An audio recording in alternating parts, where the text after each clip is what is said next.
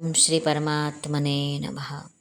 શ્રીમદ ભગવદ્ ગીતાની યાત્રામાં આજે આપણે આવી પહોંચ્યા છે અધ્યાય 18ના મોક્ષ સંન્યાસ યોગના શ્લોક ક્રમાંક 49 પર.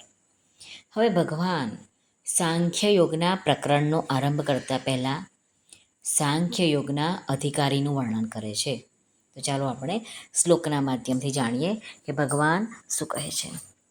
શ્રી ભગવાન વાચ અસક્તબુદ્ધિः સર્વત્ર જિતાત્મા વિગતસ્પૃહઃ નૈષ્કર્મ્ય સિદ્ધિં પરમાં સંન્યાસેનાધિગચ્છતિ.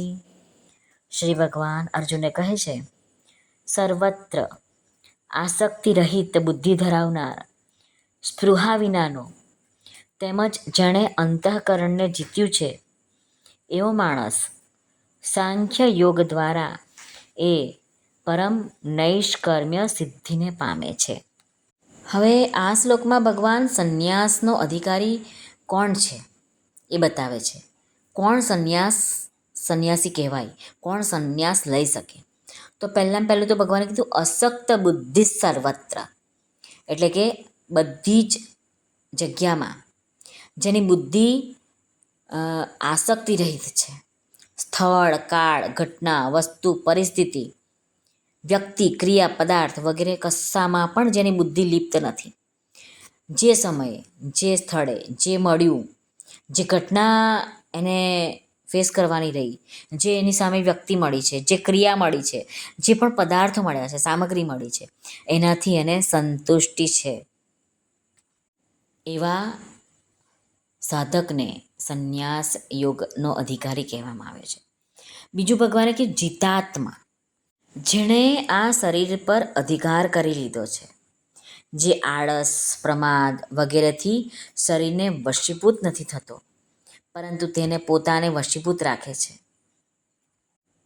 એ સંન્યાસી કહેવાય કે જે વ્યક્તિ કાર્યને પોતાના સિદ્ધાંતપૂર્વક કરવા ઈચ્છતો હોય તો તે કાર્યમાં તેનું શરીર તત્પરતાથી લાગી જાય, અને જો તે કોઈ ક્રિયા, ઘટના વગેરેથી એનું મન હટાવવા ઈચ્છતો હોય તો તે ત્યાંથી હટી પણ જાય.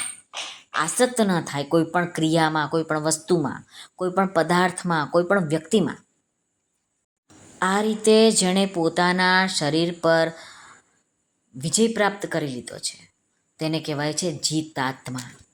હવે આગળ ભગવાને કે વિગત સ્પૃહા, જીવન માટે કે જીવન જીવવા માટે જેની વિશેષ જરૂરિયાત હોય છે, જે ચીજોની સૂક્ષ્મ ઈચ્છાનું નામ છે સ્પૃહા. જેમ કે શાકભાજી થોડું મળી જાય, લુખ્ખો સૂકો રોટલો પણ મળી જાય, કંઈક ને કંઈક ખાધા વિના આપણે કેવી રીતે જીવી શકીએ, જળ પીધા વિના આપણને કેવી રીતે ચાલે, ઠંડીના દિવસોમાં કપડાં બિલકુલ ન હોય તો આપણે કેવી રીતે જીવી શકીએ.